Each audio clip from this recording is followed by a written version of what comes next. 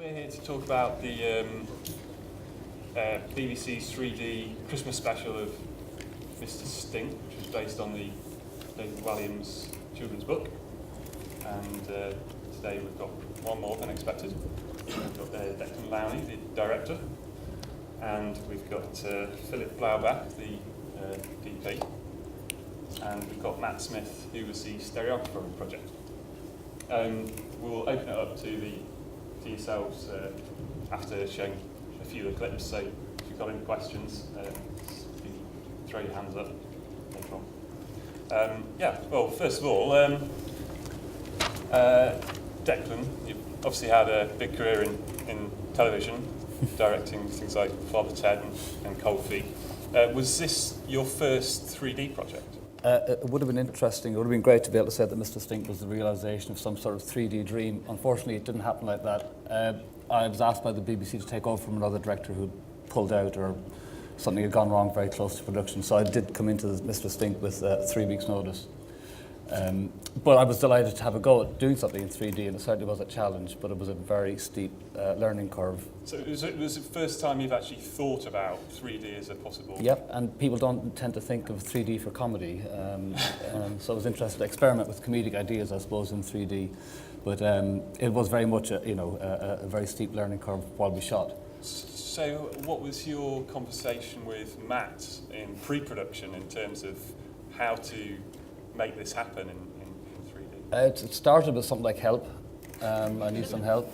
I guess again, had we had sufficient time, we would have had and gone much deeper in our conversations. But Matt's job very early on was just to help us get over our 3D fears, really, and make us feel okay about going on with it. So how much pre-production time did you have? With Declan, an hour. Really, to talk about the creative use of 3D within the project, or to have a look at any of the scripting ideas, we had an hour, which is very, very, very short, and obviously we would like to have gone through the script in fine detail. Well, the film's only an hour long, so you think you could have sorted it out in an hour. I must say, I've worked with Phillip before in both 2D, well, not in 3D, but I've worked with Phillip before, and our conversation started a bit earlier, so we had a bit better grounding on the technical side of things and some of the use of 3D in a creative sense. But unfortunately with Declan, because time was so, and it was no one's fault that we had such a short amount of time. So how much of a learning curve was it actually shooting? Was that your biggest learning curve, actually being on set as opposed to... It really was, because until you see the image on the screen and you look at it in 3D with the guys and go, oh, that's really interesting, or oh, what about that, or that's really how you find out. And the schedule was generally, we had 4 weeks to shoot an hour, which is unusual in TV. It's a bit longer than you normally have, so there was an allocation of extra time because we were using 3D. So what do you think was the most useful thing that you learned after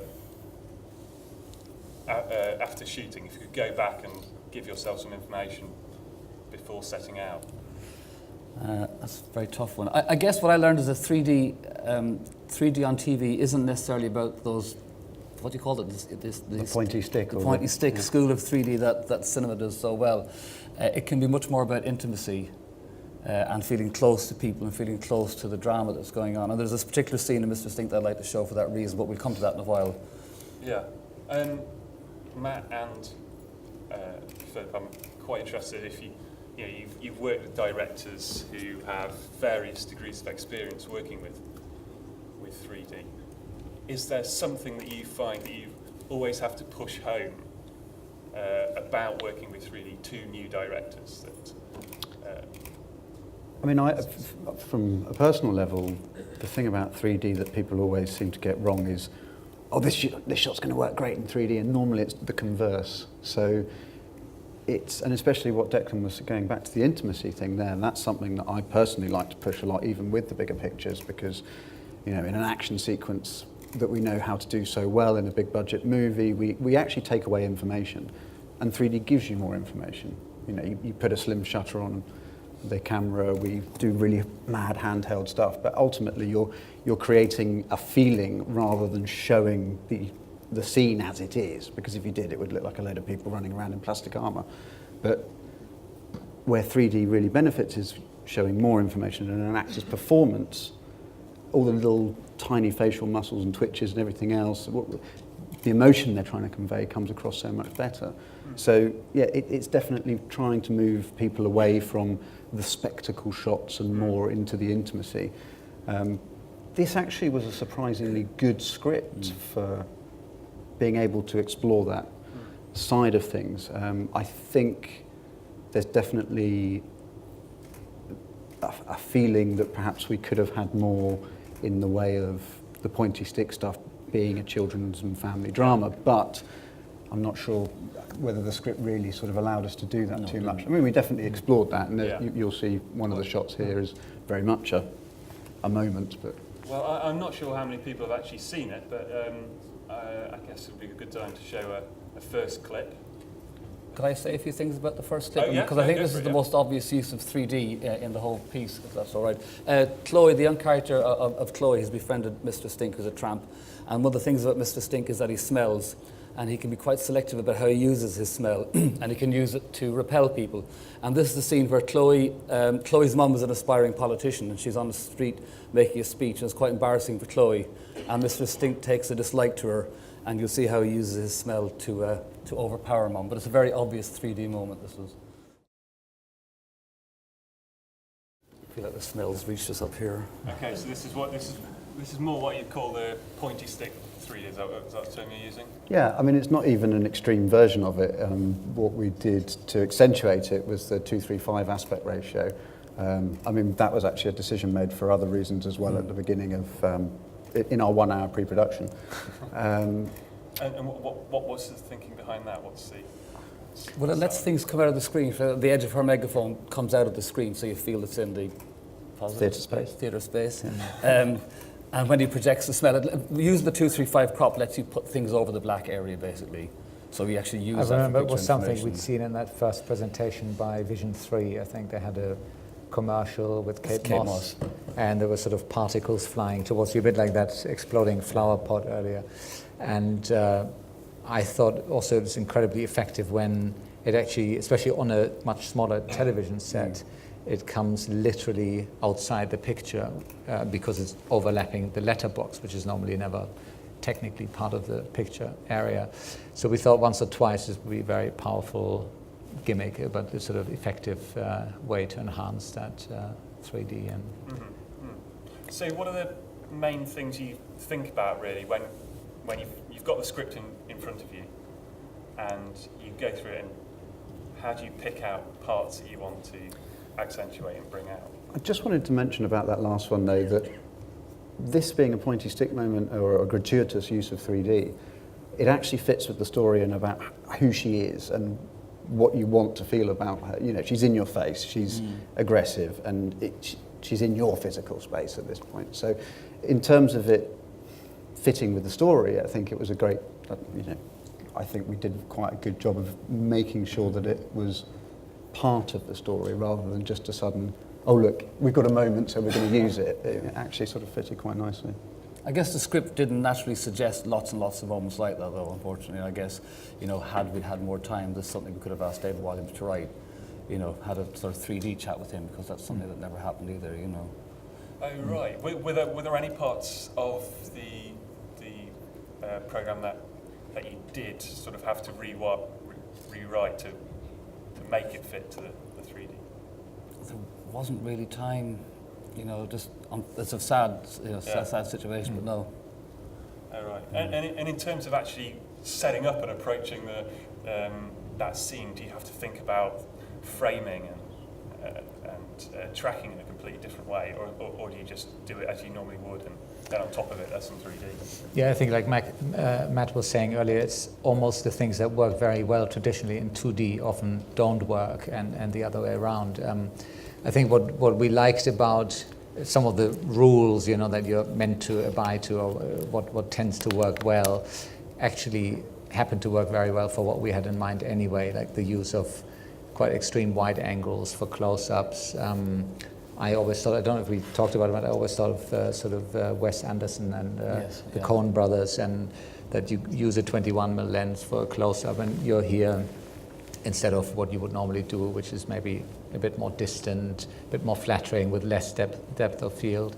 and also which would then often get you into this over-shoulder situation for dialogues, which can be problematic. So using, you know, these wider angles where you get more shape because you're closer to a subject, I thought worked actually really well in comedy and in 3D anyway. So, but yeah, I think for me it was quite, because I hadn't shot 3D before and I came on it through Declan very at last minute. It was a very steep learning curve, and it was quite a good challenge to find out what works and really embrace that, because I felt we wanted to make this a great 3D film. It was a bit frustrating sometimes to think about the tiny percentage of people that will actually see it on Christmas Day in 3D, and all the effort with the big rigs and the time it takes to change these lenses for, you know, a handful of people. But I think because it was a sort of flagship or you know, test film for the BBC, we wanted to really embrace that. Oh right, and so you felt pressure to make it quite spectacular. Well, to just make it work successfully rather than an added on afterthought, you know, sort of a bonus for those people who... And also I think there was talk about whether we should do, you know, a little Canon 5D sort of car shot or something. Car interior is obviously very difficult with the big cameras, because we looked at a conversion process as well, and we thought whether we mix and match to make our life easier on the day. But actually, every single shot was stereoscopically shot. I was just going to add into that, and one of the things that we did that was a really great success actually was the use of back projection, rear projection in 3D, which, you know, in a sense you think, well, that's not going to work because it's not 3D, it's a 2D thing behind the car. But we managed to massage it in, just, you know, due to budget and schedule and everything else, there's no way we were able to. I mean, we were working with children, so there was all sorts of schedule constraints, and it forced our hand in a sense to not do it for real, and I think we were very pleased with the results. It worked quite effectively. Sorry, maybe not very quickly, I'm afraid. The second clip is one I found particularly interesting. I don't know if anyone wants to introduce this. It's the shed scene with he's created his own interior design. It's a favourite of yours, I think, Matt, this scene, isn't it? It's an intimate space, and smaller spaces often work quite well with 3D, dark, with some interesting highlights going on. Perhaps we should have a look and then have a discussion about it. It's very strange watching from this distance. It's also extremely strong on the big screen, because it was, well, maybe it's just the 3D. I've never seen it in such a big on screen. such a big screen. Details. It was designed for the small screen. It's think great looking at it. I think what I find most interesting about that scene is that it's the second time we see the shed. The first time we see it, it's introduced as this hovel, and this is, in comparison, a kind of a TARDIS. And I wondered how much of that sense of space was created by 3D, and how much was, you know, moving, actually physically making the shed bigger. I mean, the shed was probably 8 by 10. Yeah, I think when you see it on the outside in the garden, it's an actual shed, and then it was built 10% bigger on stage. We built it a little larger, as you normally would, but, you know, when you put a 3D rig in there isn't a whole lot of room for the actors to move around or for anything else, really. Yeah. Well, we had to float walls all the time, and but I think it's, like you said, it's one of the examples where in 2D you would sort of avoid clutter, and you want more sort of clarity and not too messy background textures against foreground textures. And here it's actually the opposite. I found also when you do see it in 3D, it all comes to life. So it was always exciting for me to run back to your monitor, put the glasses on, because obviously I was just operating through one eye. And then when you had that wow moment every time. So that's an example of when you're using that sort of pointy stick technique to create something about to impose something on the story. Well, I mean, one of the reasons the shed looks so different in size is because of filling that space with clutter. You're really emphasising the space, the distance between each object within there. When you see the shed previously, there's no clutter, it's a bit more barren, so it feels like a different space. I think it's that stuff that's hanging, it's all those bits and pieces that hang. that help you get the depth. So it's that whole principle of layering stuff up and clustering things to show, almost to sort of mark the depth. And how important was the chandelier in terms of its light? Is light something you think a lot about in terms of 3D as opposed to 2D? Well, what do you say?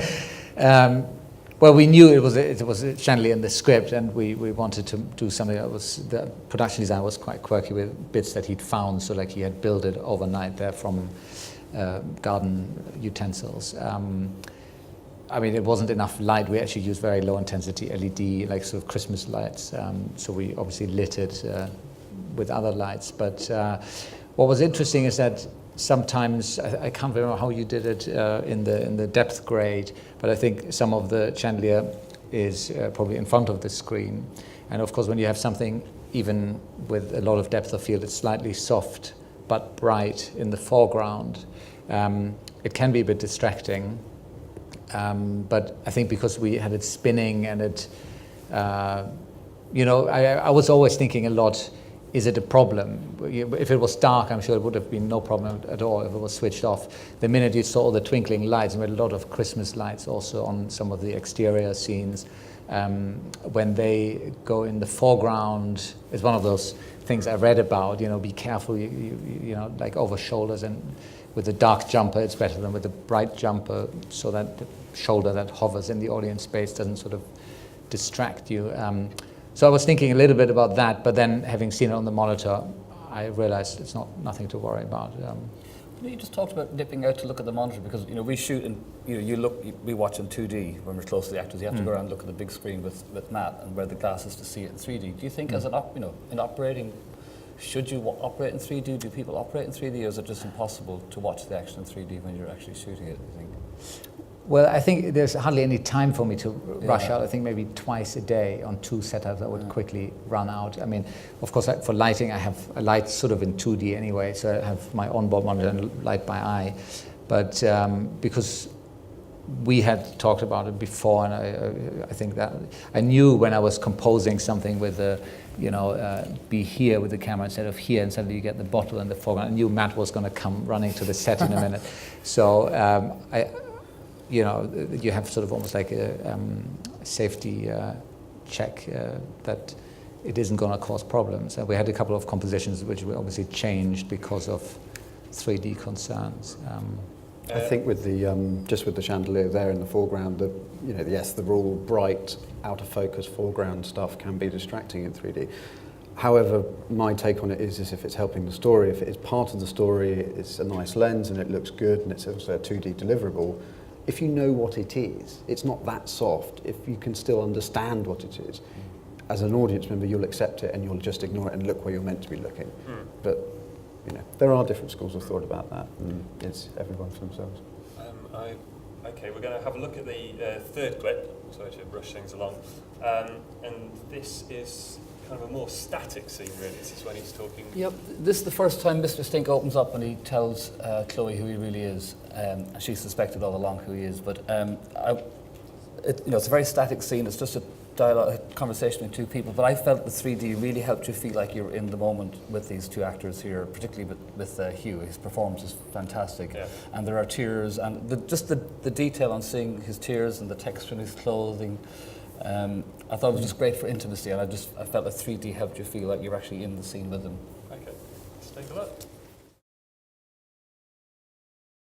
Yeah, as you said, it's not a traditional 3D scene people would think of as workings. How did you approach that particular scene? What were you trying to? How were you trying to use the 3D to get something out? I picked the location because it was a churchyard, and there was a subtext might have been that's where his wife was buried. And we loved the trees and the texture on those trees, and there's that shot at the beginning where we come off the tree and you're very aware of the bark in the foreground. It was also about just getting the camera physically very close to Hugh, and I know he had slight issues with how close we were getting. It wasn't long lens, it was... No, again, I think we were... I can't remember if it's I think we started as an over shoulder, we track to clear the shoulder, so we end close, and I think this is the nice thing about being inside the shoulders. You're sort of physically more intimate, and then in 3D, of course, becomes more like you're inside the conversation rather than observing it. And maybe normally you'd be 8 or 10 feet away, but I think we probably ended up 2 feet from his face or something. And I think he maybe was... Was that specifically because it was a 3D rig? Was there different? It's a very big rig, Yeah. so you're much more aware of the physicality of a camera So being very close to you. You find the actors sort of operate differently once you stick a 3D rig in front of them? I mean, in that scene, I remember it was actually the size of the mirror box, which was difficult to get it because we couldn't cut off the backrest of the bench, so we had to sit him forward and move everything forward. So we had to, it was a bit uncomfortable for him. But I think he understood technically why, whereas with a conventional camera you could have squeezed it in. Just the mirror box of the camera meant we had to ask him to sort of accommodate us for this shot. I think that's kind of frustrating, I guess, for us doing something like this as well, as you're serving, 99% of the viewers will watch this in 2D, but we're putting an awful lot of effort into making sure it works in 3D, and if you were only presenting in 2D, I think we'd have shot things differently, we'd have certainly cut things differently. In 3D, you tend not to edit nearly stuff quickly, you tend to stay on shots longer because there's a lot more to see and take in. And so there's a constant and you thing can for get us of done more. I think. I mean, the time it takes to change a lens or a filter is just. I'm just thinking, ridiculous. this constantly having to serve two masters, which is a frustration, which isn't going to go away because everything that's made in 3D also has to work for 2D. Is the upshot of that one of them is compromised, either the 3D or the 2D is compromised because? Well, I guess in this the job was to compromise 2D so that the 3D was as good as it could be. I mean, I think with anything, there are ways to, if you at the very outset, you have a 2D and a 3D deliverable, and you have the prep time to really go into it with a fine tooth comb, I think you can get to a place where neither are compromised, and there are projects that I've worked on where the 2D version has been complemented for its cinematography, and so therefore there hasn't been any particular detriment to the 2D deliverable. And every single big studio feature that we've done has just taken the left eye. And again, however many people see that in 2D, there was never any question that it was compromising the 2D version. Well, would you maybe do a different edit for 2D then? Would that be the ideal way to do something like that? Where you do a different cut for 2D? I mean, that's a possibility, but of course it's budget and time and everything else. Okay, well, we'll see the last clip, which comes right at the end, doesn't it? It's the Christmas Day everybody's the house. happy. And again, I think the reason this clip is here is because it's full of very luscious detail. It's not a particularly 3D moment, but it's very rich. A lot of great texture and richness. I haven't got much time, so it'd be good to open up to the audience in a second. But you can already. But I should just say maybe something about how you approach that scene in terms of were you trying to. I noticed the mother came across as very different as well. This being the final scene, she's maybe less pushy than she was. Did you try and work her in a different way into the 3D? Absolutely. It was. This again is a very intimate moment, and in this scene we were able to draw the characters closer together when the mother and Chloe are talking from a little bit of distance, and as we track in, we actually can bring the character closer to the audience through pulling them into the theatre space. And both of them have a wonderful amount of volume, and just on a technical note, we would probably do things slightly differently for a screen of this size, and some of the depth grading's a bit, for this, but for a small screen it was. So the first time we did that with Mum then, did we tend to keep her a bit further away in terms of your depth grade normally, and this was? That wasn't actually intentional. I remember when we first started this production, there was talk of using distance from our characters until Mr. Stink and Chloe came closer together in their relationship. We would keep them further apart until that happened in the scene, but because of the small screen nature of it and because of the schedule and because of how the script was, it was decided that wasn't really going to be as effective as perhaps it sounded it would be. The one thing that is different about this scene as opposed to the one where Mr. Stink tells you who he is that we kept Mr. Stink on the screen plane on the first scene, which means he's not quite as intimate with the audience. And I think it being a sad scene and him telling something, you don't want to feel that he's in your face and in your space. Right, yeah.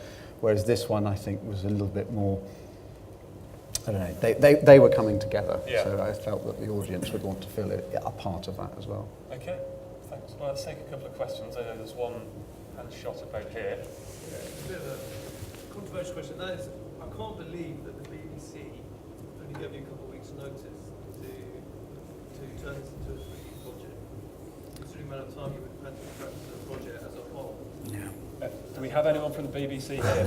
Yes. That's a tough call. It was a tough call. I think it was one of those circumstances.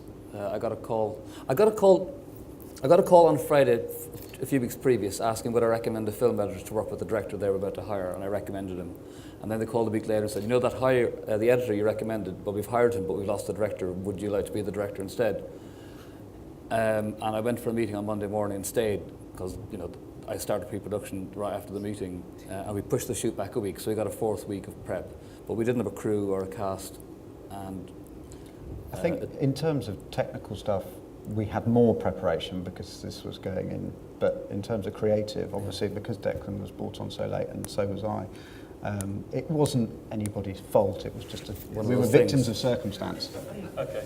I think it got to a stage it was just too far. It had gone too far to walk away from. It was one of those. We've got a question over here as well. Just an observation before the questions. As we'll never have smelly vision, it seems to me that you've used 3D to give us a sense that we can't have with any technical way. And I thought it was very successful. I was wondering whether while you were making it, there was a moment where you thought this is definitely working, and everybody on the crew also was convinced that this was the right way to go.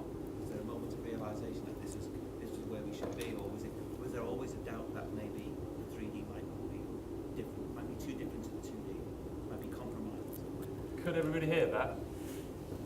The question is basically, was there a moment in the shooting where everybody realised that this was working in 3D and that it wasn't going to compromise the 2D? Particularly in relation to the smell. I mean, this.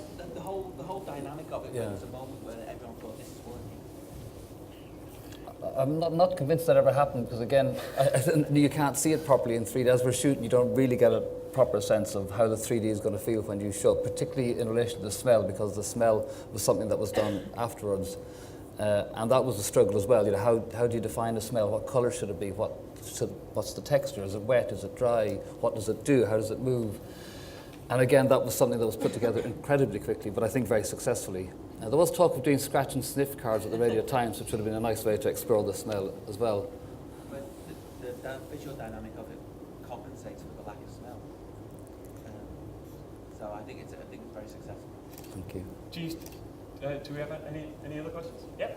Were you aiming for any specific foreground, background parallax limits? And did you think about the depth script and how this was going to change over the course of the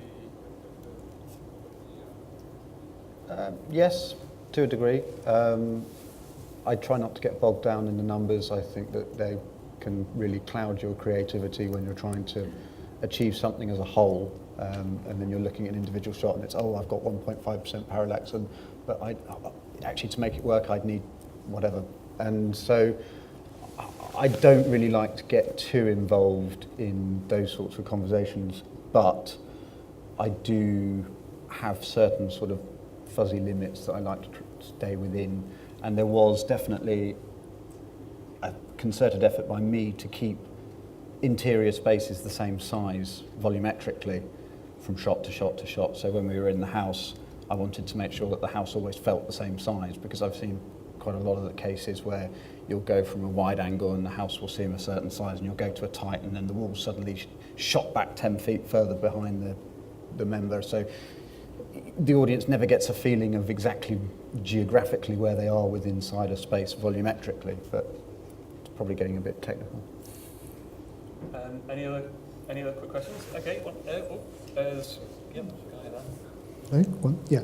Hand up if you've got any questions. Just you said about the rig was a big rig. Did that ever cause you any problems with certain setups that you wanted to do, or Steadicam shots or anything like that? rig. No, we had a scene in the cupboard, we had a scene in the car, we had a scene in a shed. Two I mean, cars, you know, David really wasn't thinking 3D when he wrote it because that wasn't the idea, and you certainly mightn't have attempted to put a 3D rig inside a car. So the one nighttime car scene we had, which we had problems because of the kids' licensing errors, we ended up shooting as a back projection scene, which I think was really successful and surprised us all.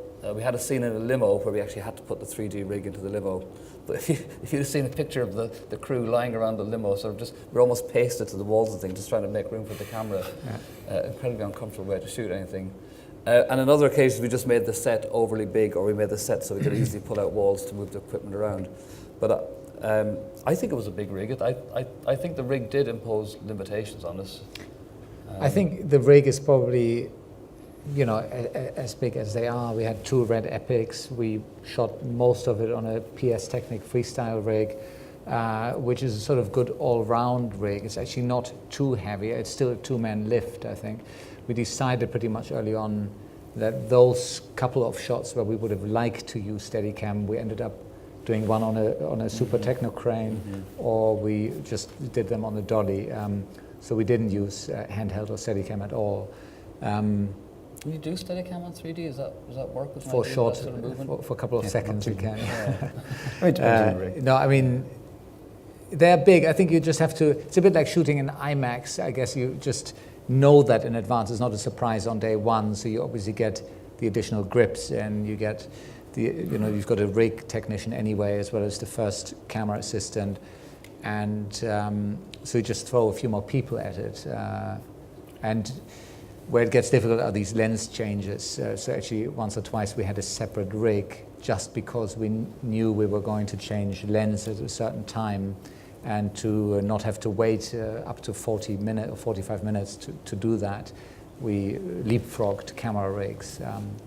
Just to put a caveat on that though, that was changing from the zooms, which were, Yeah. to change focal length was no time at all, to the primes, which meant completely re-rigging the cameras. So that, Yeah. there's the caveat on that. It wasn't that every single lens change in terms of No. the different focal lengths took 40 minutes. There's a lot of handheld in that in Inferno Herzog Cave of Forgotten Dreams, and it's quite difficult to watch for more than a couple of seconds. It's like being Yeah, I think they use Double dry. lipstick cameras, don't they? They use sort of side-by-side different cameras. There was one more question down here. Thank you. Just a question for Declan. Would you choose to do another 3D project? Yes. No. Yeah, I loved it. I think it's fantastic, and would love to have another go. But you know, with more prep time and with a script that was maybe more 3D friendly. I think I'm mad for it. one thing I just wanted to go back to in terms of an idea of how the whole 3D is. I mean, it's a very privileged position, being the stereographer and having experience of doing features and dramas before with people who haven't, because you're actually probably the only person on the set who has an understanding of how it's all shaping up. And the challenge is always trying to keep on top of it on your own without anybody else to sort of bounce those ideas off, in the sense of, you know, where we're going with this. And it's always a constant dialogue with both the cameraman and the director of trying to sort of understand what storytelling we're trying to get across and all the rest of it. Any last questions? Oh, right at the back. Yeah, I just wondered if you could give us an indication of sort of the budgets that you were looking at for the hour, and how that was impacted by the 3D. No idea. My understanding of it is that it was about £1.5 million, and I think the 3D element was about 250 or 300,000 pounds. So the budget was increased by that much in order to shoot in 3D. That's pretty approximate, though.